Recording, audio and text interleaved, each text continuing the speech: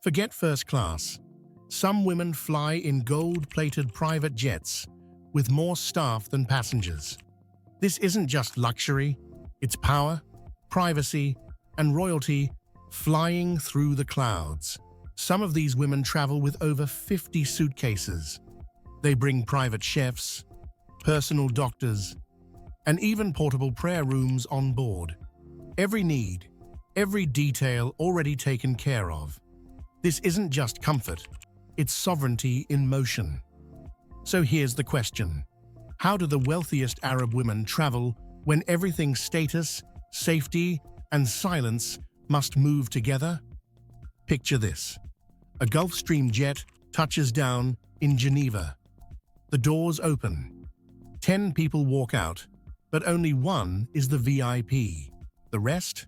Her team. If you've ever wondered how royalty or billionaire heiresses move around the world, this is it. From jet cabins to armored convoys, from custom perfume rooms to satellite-secured calls, every step is planned. Every mile is private. And in the next few minutes, you'll see how their world travels are built not for show, but for power. This is how the richest Arab women travel, and how they're redefining what global luxury really means. Arab billionaire women don't fly commercial. They fly in jets most people will never even see. We're talking about aircraft like the Gulfstream G650 or the Bombardier Global 7500, private jets that are custom-built from the inside out. But here's the thing. To these women, the jet isn't just a way to travel. It's like a moving palace in the sky. For them, the sky isn't the limit. It's just a hallway between homes. These jets come with gold-plated bathrooms, private prayer rooms, full bedrooms, even mini spas and steam showers, all while flying at 40,000 feet. And that's not all. One princess from Saudi Arabia reportedly flies with a custom flying salon. That means hairstyling, makeup, and skincare all done mid-air. Yes, it's like a beauty spa on wings. They don't book flights like normal people. Each woman has an aviation team that handles everything from flight permits to menu planning to pet passports. Want a last-minute stop in Paris for tea? It's arranged before she even thinks to ask. And these planes aren't just fancy. They're fortresses.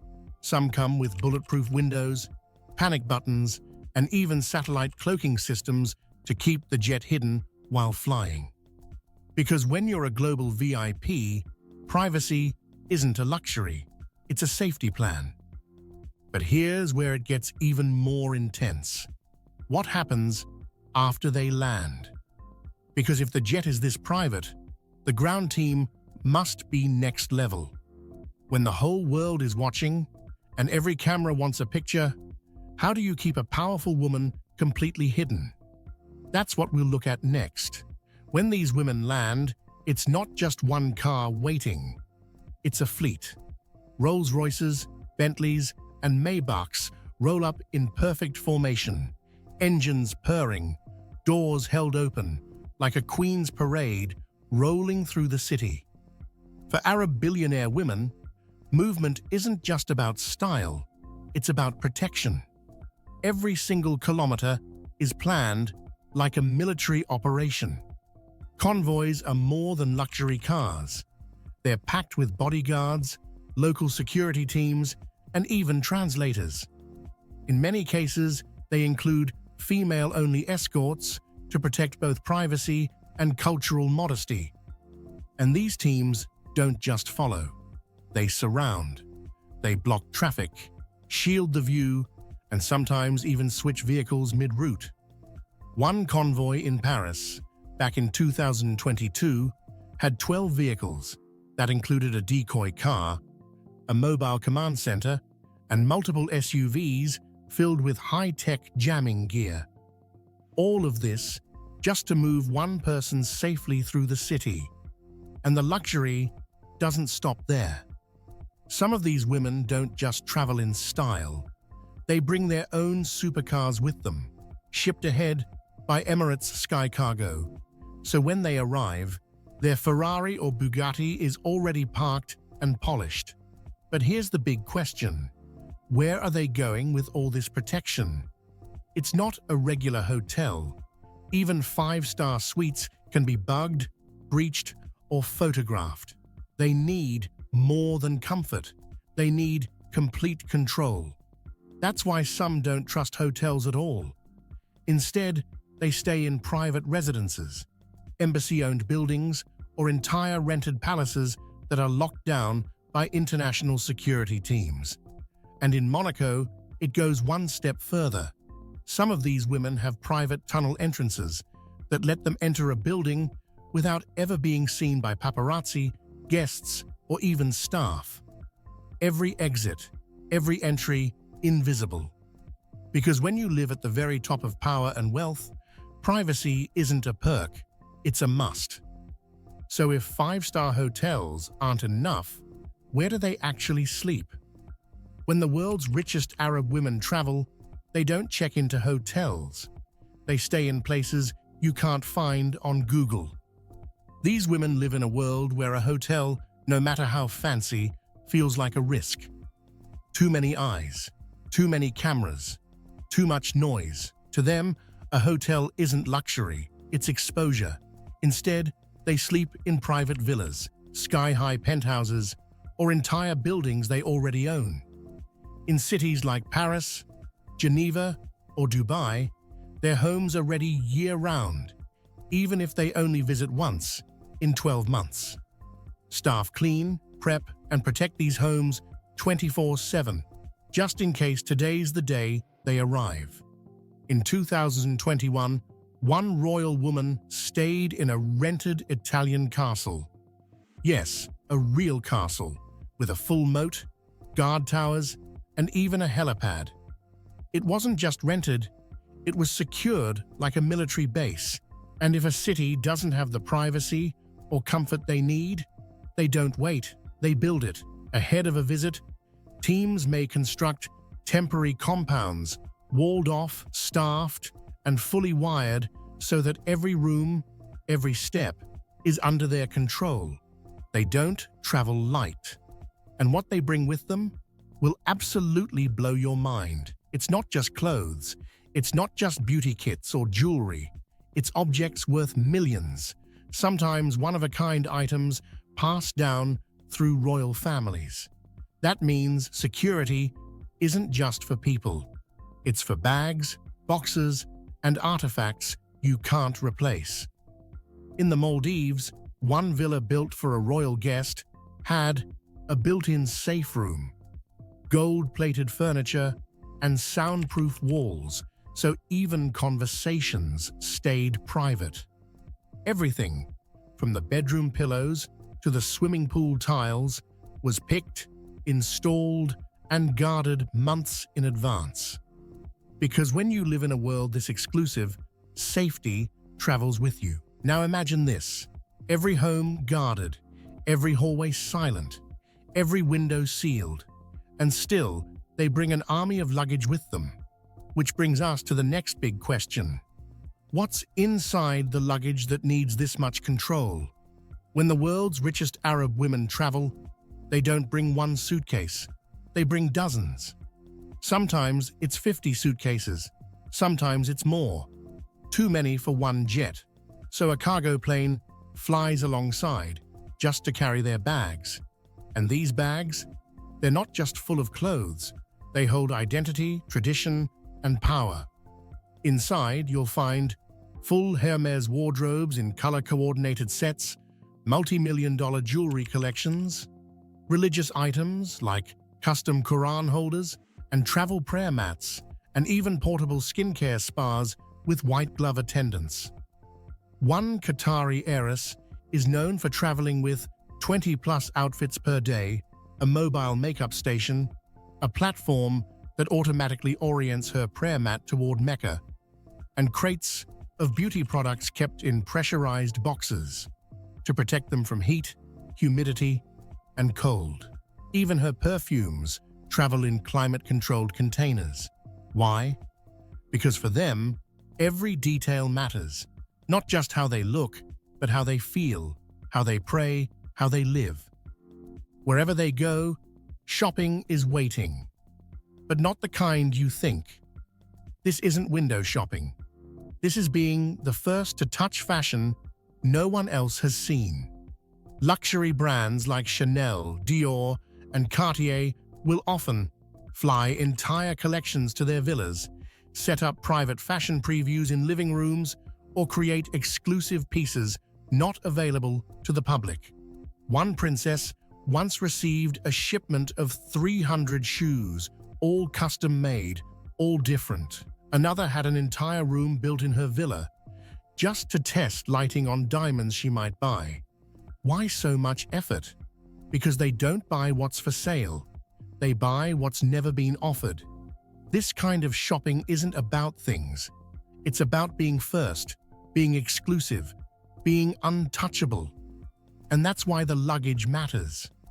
Because inside those suitcases is a lifestyle no one else lives. It's not a weekend trip. It's a moving palace. Every suitcase, every crate, every sealed box is part of an operation that's more royal than retail. And the most shocking part? For many of these women, the shopping doesn't stop after they land. Luxury follows them. So, what does a shopping trip actually look like when the fashion world comes to you? When the richest Arab women shop, they don't go to malls. Malls come to them. Luxury brands like Chanel, Dior, and Hermes often close entire stores just for them. Sometimes for an hour, sometimes for the whole day. But that's only part of it. For the most elite clients, the stores travel to them. Brands will pack their newest unreleased items, clothes, handbags, jewelry, and fly them to private villas and penthouses for secret preview days. These are invite-only fashion shows with no cameras, no influencers, no press. Just the client and a small, trusted team. One Lebanese billionaire once bought 3 full runway collections before they even went into production. She didn't ask, "What's available?" She asked, "What hasn't been shown yet?" And when the previews happen, it's not just about shopping. It's about privacy, culture, and respect. Entire floors are cleared in advance. Security sweeps the building. Even store staff may be swapped to ensure female-only teams for modesty. This isn't shopping to show off. It's shopping to protect a legacy of taste. For these women, fashion isn't just clothing. It's art passed down between generations. They don't buy pieces. They collect moments. And the spending doesn't stop with fashion.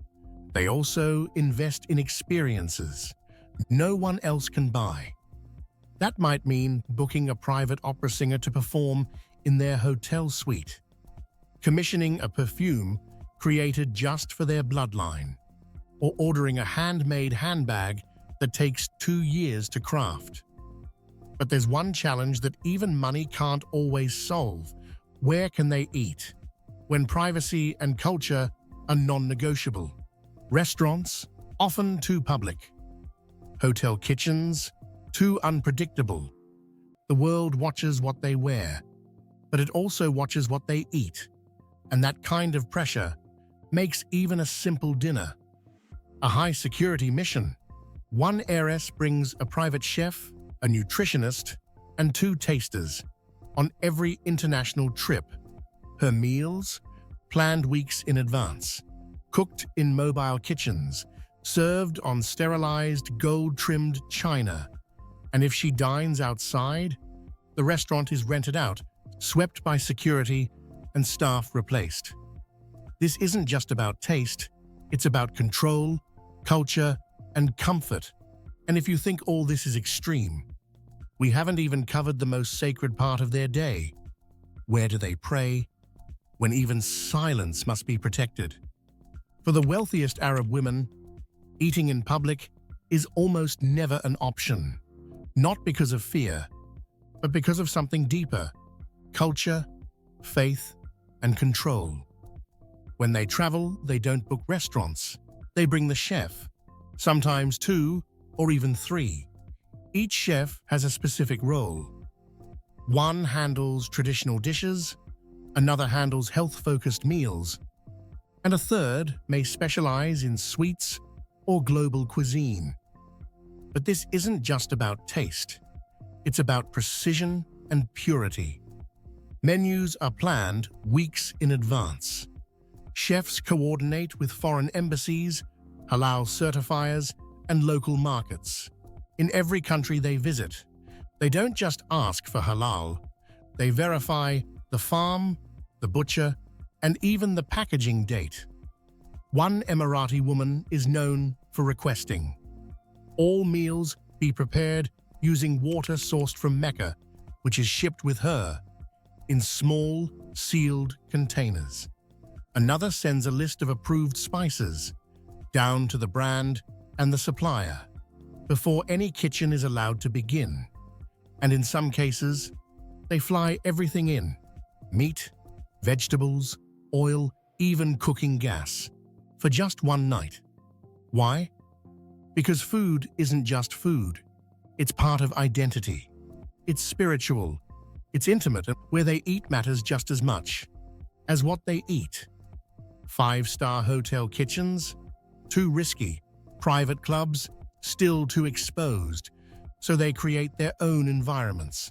That might mean renting an entire estate for one dinner, dining on a yacht docked far from view, or setting up a mobile kitchen inside a villa they own. One Saudi royal once hosted a dinner in the middle of the Moroccan desert, not at a restaurant, but at a tented compound built just for the night, with chefs flown in from 4 different countries. The table was covered in hand-woven silk, the plates were gold-trimmed bone china, and the air was cooled by silent portable AC units, hidden in the sand. Every dish was tasted twice, once by the chef, once by a designated food taster. A 900-year-old prayer was recited before the first bite. This isn't excess. This is ritual. This is respect. Because in these circles, food is never just fuel. It's a ceremony, a statement, and a shield. And wherever they choose to dine, one thing is always guaranteed: no photos, no press, no leaks. So where do they go to experience this kind of privacy and power without anyone ever knowing they were there? When the world's richest Arab women travel, they don't just go to famous places, they go beyond the map. You might hear names like Saint-Tropez, Capri, the Swiss Alps, or Seychelles, but you'll never know when they were there or where exactly they stayed. That's because these aren't vacations. They're operations designed for peace, privacy, and power. To them, travel isn't escape. It's strategy. Some royal families own entire islands that don't show up on Google Maps. They're protected by private ownership laws, non-disclosure agreements, and teams trained in military-level security. In 2023, a Saudi princess spent 2 weeks in a Swiss chalet nestled between mountain peaks. It wasn't listed online. There was no driveway, no signage, just a private helipad, a hidden elevator shaft, and 24-hour protection by ex-Mossad agents. Inside, decisions were made that affected global investments, fashion launches, even energy projects, and the world never knew. Because these places aren't for sightseeing. They're sanctuaries where legacy is shaped in silence. At one estate in the Seychelles, a compound was built from scratch, including a private mosque, saltwater therapy pool, and bulletproof sea view glass. It was used for just 11 days. But it's not just about the land or the luxury, it's about control. The staff is often brought from home. Local workers, replaced, cameras, disabled, airspace cleared. This is how a woman can sit on a balcony overlooking the ocean and know with certainty that no one is watching, not even satellites. And while they might appear to be relaxing, something more is always happening underneath. In private salons and shaded courtyards, deals are signed. Artists are commissioned. Global influence is extended quietly. This is soft power played on the most exclusive chessboard in the world. But there's one thing that always travels with them. And unlike the jets, the guards, or the gowns, you'll never see it. It's not a person, not a handbag, not even a document. It's the one thing they protect more than their privacy. And some families go to extreme lengths to guard it using vaults, encryption, and hand-picked secret asset teams, trained to manage its safety. These teams don't wear uniforms, they don't speak, they don't ask questions, they just protect what can't be replaced. Because in the world of billion-dollar legacies, the most valuable thing isn't always visible. Sometimes it's stored in sealed titanium cases. Sometimes it's hidden inside encrypted devices. Sometimes it's cultural, religious, or familial, but always priceless. What is it? It's time to reveal the final piece, the unseen, untouchable thing that defines who they are and what they protect at all costs. It's easy to focus on the jets, the jewels, the palaces, but hidden beneath the gold, beneath the convoy, beneath the calm silence of a private island, is something far more powerful, a legacy. Many of the world's wealthiest Arab women travel with sacred family artifacts, items passed down through generations, sometimes for over 1,000 years. These aren't worn, they aren't shown off. They're protected, hidden in sealed cases, guarded by special teams who may not even know what they're carrying. It might be a handwritten Quran passed through royal bloodlines. It might be ancient jewelry worn by an ancestor during a coronation. It might be letters, documents, or objects tied to empires lost to time. These items carry weight, not in gold or diamonds, but in history, culture, and faith. Because for these women, wealth isn't the goal. Legacy is. The jets, the chefs, the security, they aren't about luxury, they're about safeguarding tradition in a world that moves too fast and watches too closely. These women don't travel for comfort. They travel because their name carries responsibility to protect, to preserve, and to pass on. Behind the tinted jet window, behind the bodyguards and designer gowns, is a woman carrying the memory of a civilization. She's not just a traveler, she's a guardian of something greater than herself.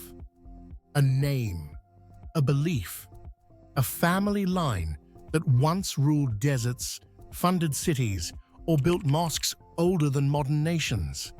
That's the secret they carry, not to be seen, not to be shared, but to be protected.